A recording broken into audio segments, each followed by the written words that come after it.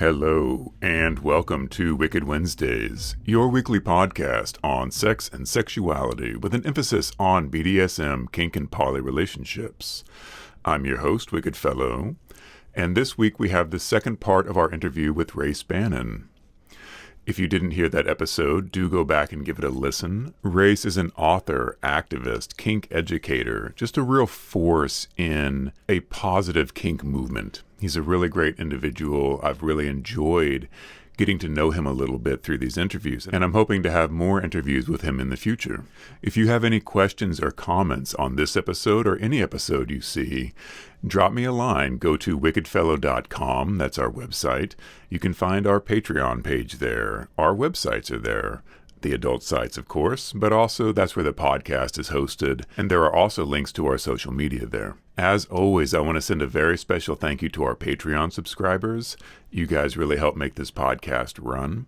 And I wanted to send a special shout out to one of my Patreons who I had a call with this week, and she was telling me about an amazingly fun and exciting new adventure she's going on in a kink dating situation. And it sounds great, and I cannot wait to hear more updates on that. It is nice to hear positive stories. You know, a lot of times people come to me with problems they're having in kink, which I do welcome, and I try to help out any way I can. It's less frequent that people tell me about the success stories they're having, and those are nice to hear too. If you have a great story about a good relationship you're having in a kink or poly aspect, send that along to me and I'd be happy to talk with you about that. Or just say, hey, good job, great, keep it going. That encouragement is always welcome. So good luck to her and her partner. I wish the best for you guys, and thank you so much for being a Patreon. In the second part of the interview with Race, we talk about something that's a bit more unique to the gay male kink scene than the straight kink scene, which is the easy switching between roles of dominant and submission.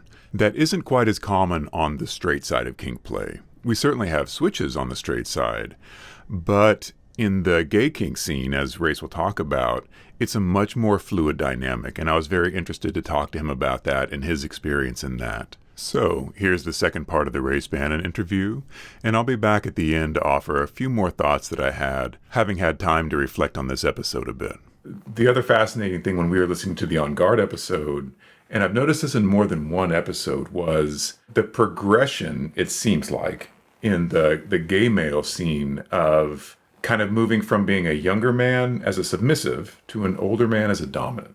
And when we talked about that, I said, I don't know anybody, and I've never seen that really happen in the straight kink scene. Like, that just doesn't really happen. And I wanted to get your opinion as, one guy on this. Was that something you experienced? Is that something you've seen? Is that as prevalent a journey as it appears to me listening to you guys on Guard? First of all, thank you for watching On Guard Cigar Salon. I appreciate that. OnGuardSalon.com for anybody who wants to tune in. Great show. Pitch in. I think gay men are far more comfortable with being switches generally. I remember I went to my first big gay men's BDSM play event, considered one of the best in the world. My first one was mid-'80s. I was taken to it, and I was very much in top dom mode. That's how I was then. I'm very much a switch now. But I said, everyone's going to be tops, bottoms, doms, subs, whatever. And he goes, oh, no. I'd say 50% of the crowd are switches. And sure enough, at least 50% of the guys were playing on both sides of the equation for the entire week. It was a week-long play event. I think that we've never been too wrapped up in the dom stuff. I actually consider it a fault. I got very wrapped up in my top and dom stuff once upon a time. I don't think I was an asshole, but I really kind of bought into my own domness for a long time. And I kind of got over that and am now very much a switch. And I think that people can live in dom mode, live in sub mode, but I think that the vast majority of people are versatile to at least some extent.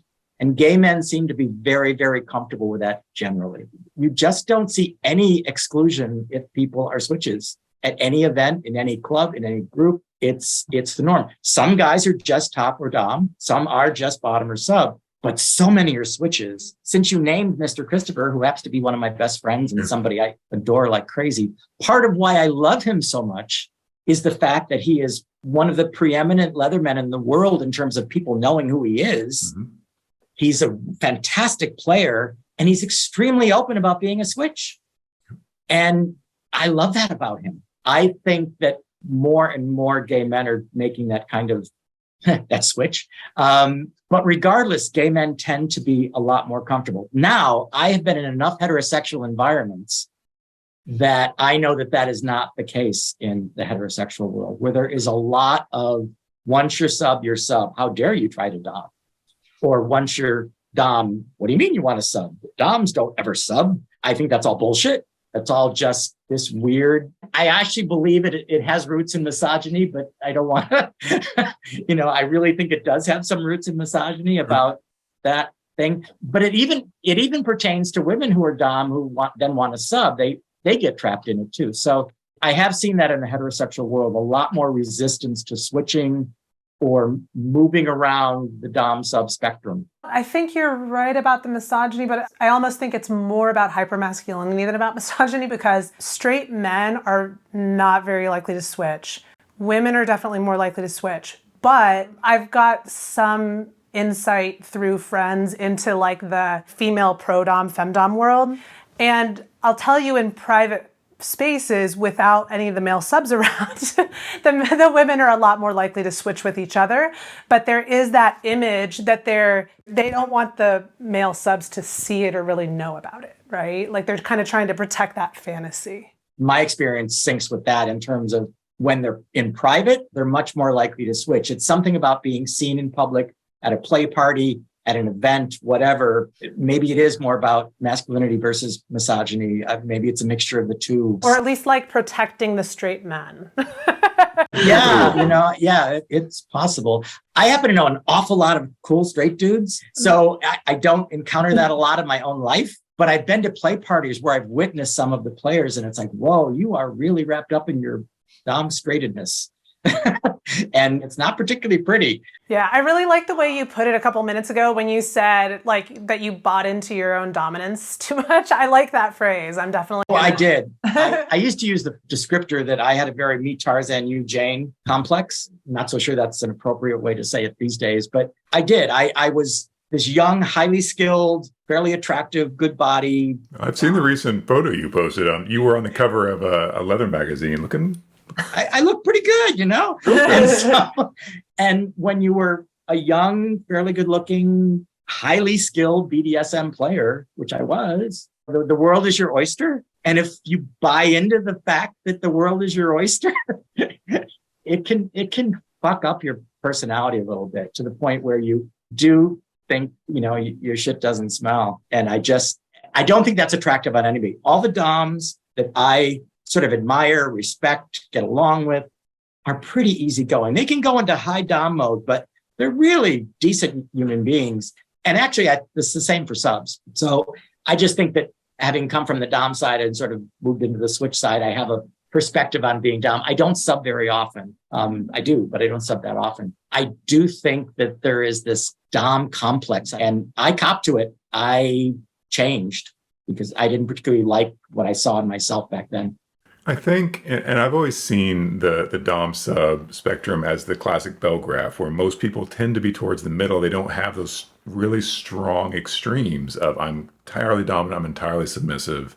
Most people do exist in the middle of that bell graph, and so they could be pushed either direction, either through personal affinity or the pressure placed upon them. And so I think for me, for example, I get it from kind of both sides. I don't have a personal affinity towards submission.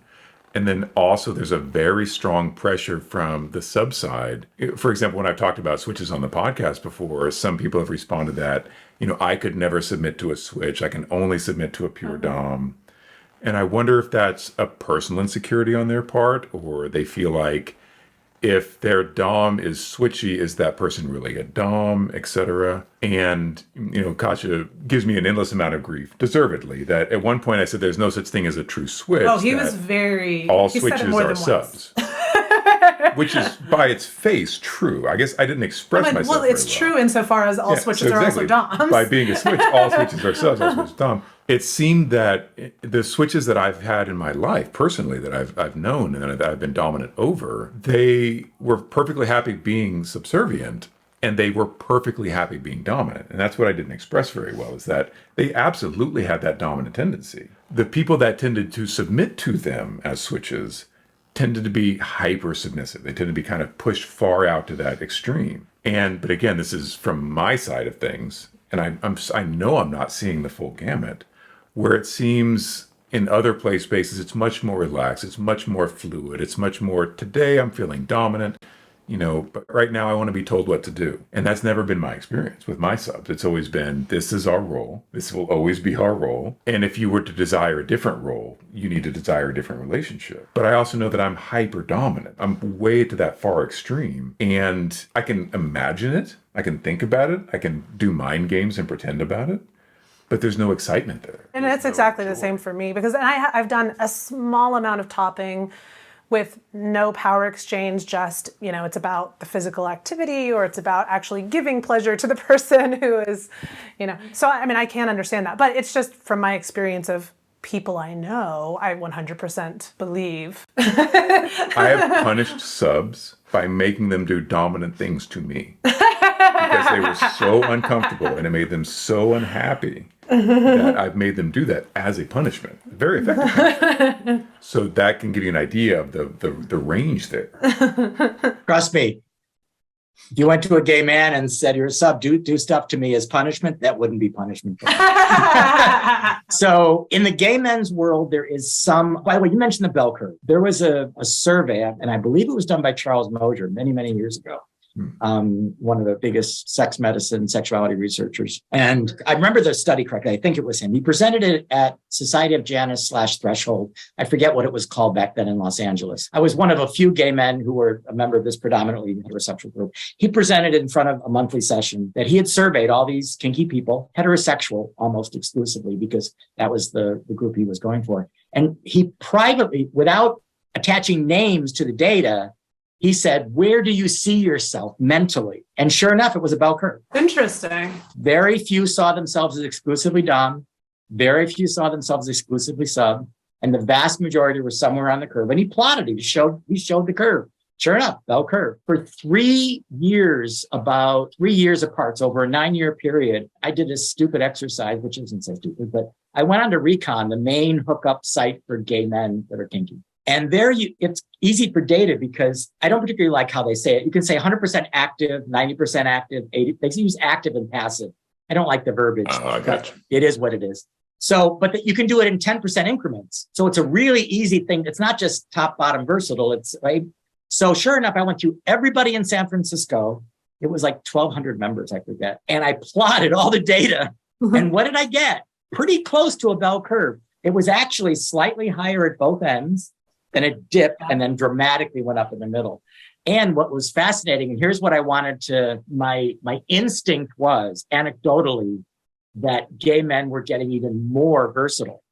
And so what happened was I did notice that the midpoint, the 50-50 mark, kept rising every single time over 9-year period. So when I plot the 3 lines, the later data did have more people at the versatile. That's something I wanted to ask you about was, do you feel like things have changed in that it's less stagnant? It's much more fluid as to your top and bottomness in both an age category, as in older men are seen to be more dominant, younger men are seen to be more submissive. Has that shifted more recently, or was that more regimented in the past? I think it was less regimented way in the past. Then it got more regimented, and now it's abating and a bit less so. By that, I mean, in that era that they call old guard, there was never such a thing as really old guard. That's a whole nother discussion. That what people call that, they want to believe that there was demarcation, very strict dom, top, bottom, sub, et cetera. Not true. The vast majority back then were versatile. And if there were exclusives, they were just very comfortable with switches. There wasn't a lot of ego around that either way. Then for some reason, it kind of got more regimented. And you started hearing all this talk of, this is the way it was in the old guard era. So this is the way that we need to do it now. And I saw a lot more regimentation. Now I am seeing a return back to more flexibility, more fluid around, roles and positions and activities, a huge diversification in kinks. Certainly in the gay men scene, you're seeing a massive diversification where You have entire events devoted to a subset of the leather kink community. Pups being a perfect example. I remember seeing somebody playing as a dog at a play event in the 80s and thinking, wow, I've never seen that. That's extreme. They were just playing as, handler and dog. And now look at it in the gay men scene, the pup scene is huge. They have entire events devoted just to that. Furries have entire events. Rubber people have entire events. I mean, I could go through the list, and the fisting guys have entire events that are just fisting, the BDSM guys. So I'm seeing a lot more diversification and a lot more fluidness around roles and positions than I had. And I think that that's going to continue. The young guys I interact with, 20s and 30s, very few of them are wrapped up in their top-down stuff. Very few. I think one reason that's kind of interesting to me is because, like, even if it's true that in the population in general, there's a bell curve in terms of, submission and dominance, it wouldn't have to necessarily be that way in our community, right? Because I could imagine that, like, well, maybe if you were more toward the middle, you wouldn't fetishize power exchange because it would, you know what I mean? And it would be the people on the extremes who would actually be interested in BDSM because it was something more integral. But it sounds like that's not the case at all. Well, in the straight kink scene, I can say that subs tend to outnumber doms, like 10 to 1. That tends to be the ratio. So you're not going to get a true bell curve in that. Yeah. I don't know if that's just how people are wired or the attraction to the scene itself, but it does seem like there's an overwhelming abundance of subs to doms in that ratio. In the gay scene, obviously I can't speak to that. To have more fluidity would obviously make that a lot easier. To accept more fluidity in the straight kink scene, which I don't know if we can push against that boulder with a feather all we want. I don't know if we can move that. But perhaps making it more acceptable to say, look, kink is a spectrum, play is a spectrum, and if you want to experience all that BDSM has to offer, open yourself up to the idea of maybe playing as a sub, maybe playing as a dom. You don't have to be locked rigidly into these roles. But I think you have a lot of insecurity, especially from the dom side. Straight male dom, asking them to do something submissive is anathema. It will just not go over well. But somehow allowing that permission, perhaps. I don't know if that can happen in the current scene that I'm aware of. But I have a theory, just a theory, could be bullshit, but it's my theory that part of what has happened in our scene is due to what I'm going to call the overeducation of our scene. And by that, I mean, we are awash in classes and we are awash in technique. We are awash in really sort of extreme examples of that technique. Rope suspension, perfect example. Yeah. It's got its whole subculture now. So if you're entering the scene and you think everyone expects me to be able to do that, you may be less likely to enter as a dom and a top, even if that's not what you're thinking, because there is this expectation. Back in the day, when I came out, we didn't have all that. Our BDSM was relatively simple. I remember the very first braided handle flogger that I touched, which came from Jay Marston, who I believe developed the technique, Gail Rubin's partner. It was revolutionary. It was like, wow, all I had was rubber nailed to a stick before. So, and if we could do a very basic rope harness on somebody, that was considered really great rope technique. Yeah. And I could go on, but our techniques were simpler and a little bit more about the people interacting than the technique. And I think that if our education has done any disservice, I think it's done a service to us, but it's also done somewhat of a disservice, is that it sets up the expectation that kinksters are supposed to know how to do all this. Sure. And I think that most of them don't want to know how to do all that. They don't want to suspend anybody by rope, but they feel like, well, it's everywhere and it's what's worshipped. And those people are kind of idolized because they can do it. And so we begin to worship technique more than the people. I think that could be part of why you sometimes see people being reticent to enter the scene on the top dom side of the equation, because it's expected they're supposed to know all this stuff. That's the theory. Could be not right, but I wish I had known about your book, in the 90s. Reading it now, I'm like, I had to learn this stuff the hard way by making a lot of mistakes and making a lot of, relationship ending type mistakes where it's all there. And talking about, first of all, having fun. I think people forget that the reason we do this is not just out of necessity or a drive, but it's because it's fun. It's fun to do, no matter how transgressive that becomes. I certainly embrace the huge amount of resources we have now, because I didn't even know where to look when I first got into the scene and how to kind of feel my way. But yeah, I certainly see that as you look at people's shibari and it's so incredibly intricate, and I could never remember to do that. And I practice shibari and I've done it for 10 years and I can't approach some of the technique I see. Education on the consent and understanding how kink works and how it should work, that's great.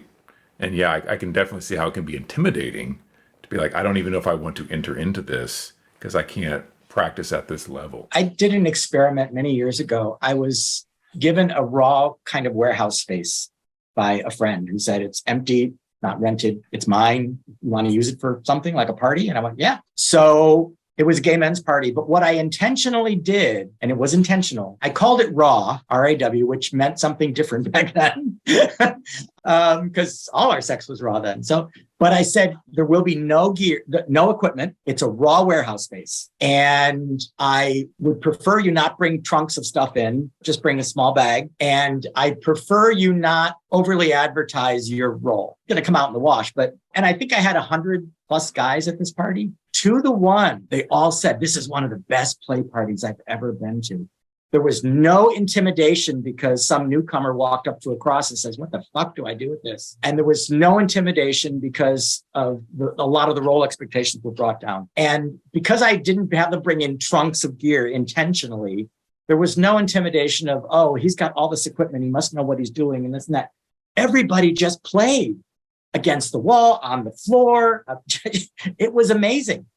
So I think sometimes the way we set up our environments, the way we foster elevated technique, etc., can be beneficial, but it also has a detrimental effect, especially with newcomers that become intimidated by it. So I think there's something to be said for keeping it simple when you can. It's also why I have a friend here, I'll say his name because I don't think he cares, Joe Gallagher.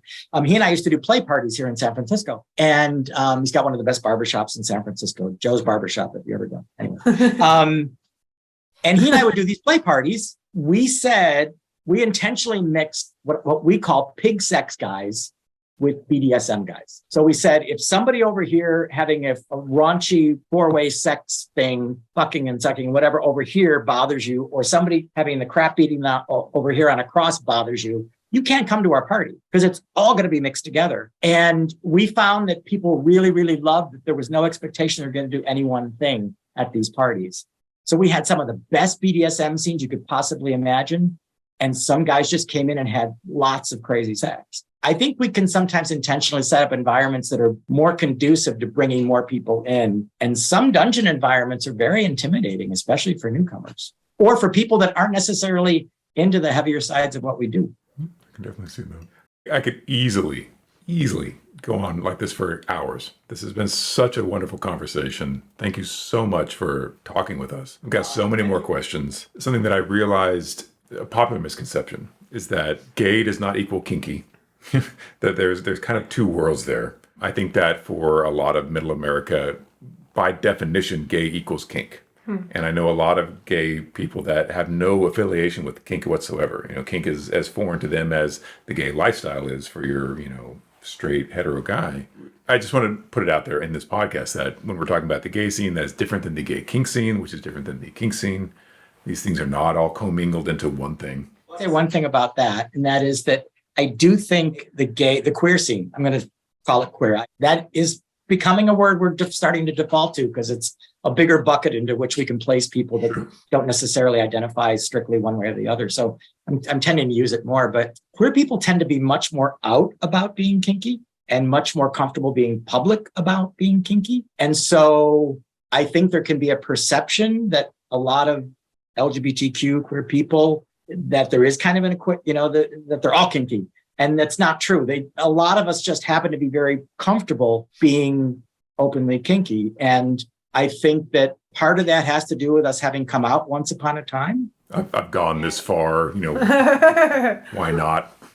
I've heard it many times referred to, especially if you strongly identify with leather and kink, as a second coming out. And so we've had practice. We had practice with something really hard, which is coming out gay or lesbian or whatever. So for us to be public about being kink.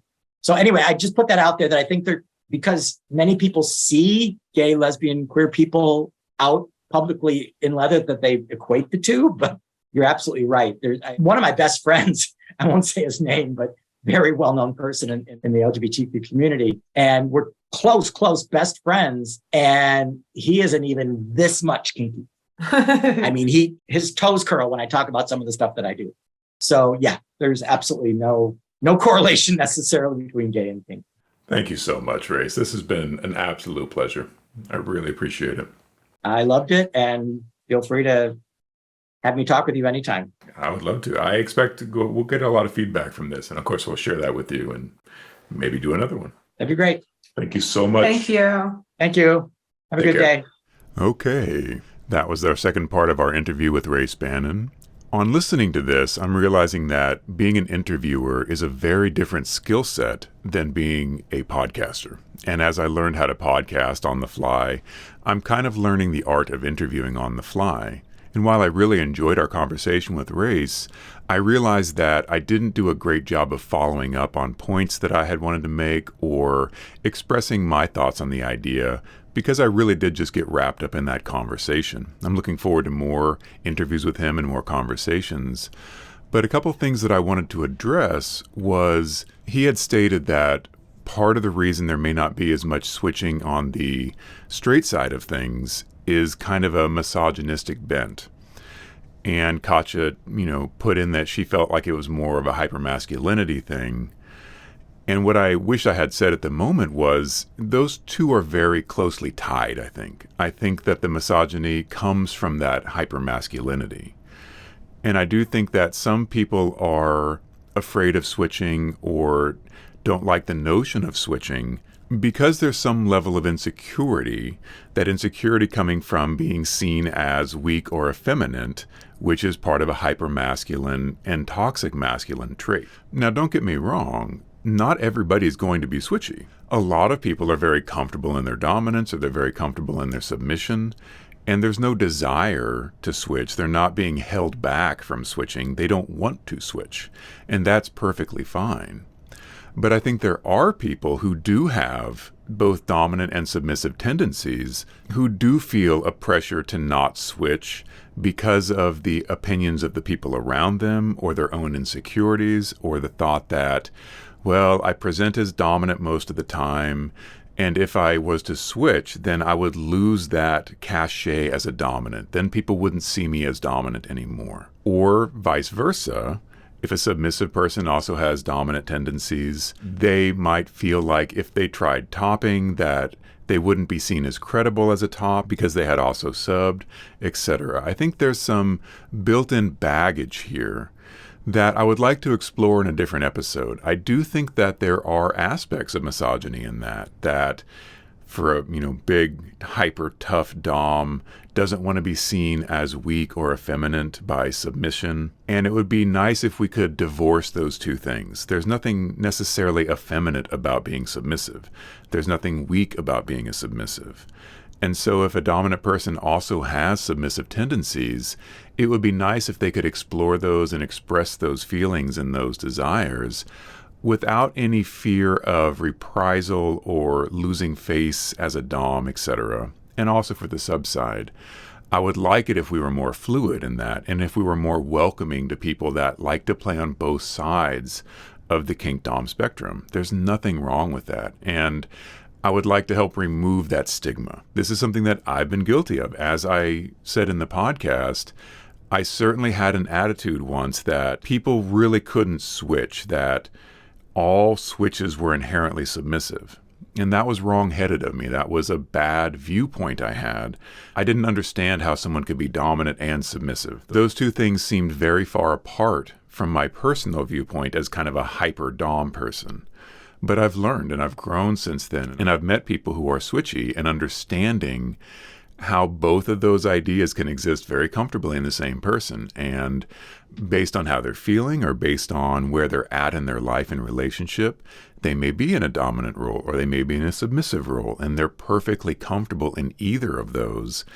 And for them, not being able to express one side of that would be a huge loss. If they were only forced into a submissive role or only forced into a dominant role, they would be lacking and they would not be able to experience the full gamut of their own sexuality and expression.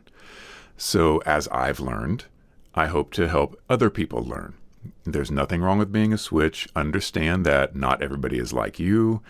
And if you look at the world through your own lens, like I did for a long time, you're missing out on a lot of the picture. So be open to new ideas. Be very careful about making judgments about somebody, whether they are dom or a sub, because they choose to play on both sides. It's a perfectly acceptable expression of human sexuality to not be all one thing or the other. So that's something that I wanted to express during the interview. I'm glad I get a chance to tell it to you guys now. I will continue to learn and grow as I continue in this lifestyle. There's a lot that I have to learn. Even though I've been doing it for, almost 30 years, I have a lot I can learn, and I hope to pass on some of those lessons to you guys as well. Thank you for tuning in.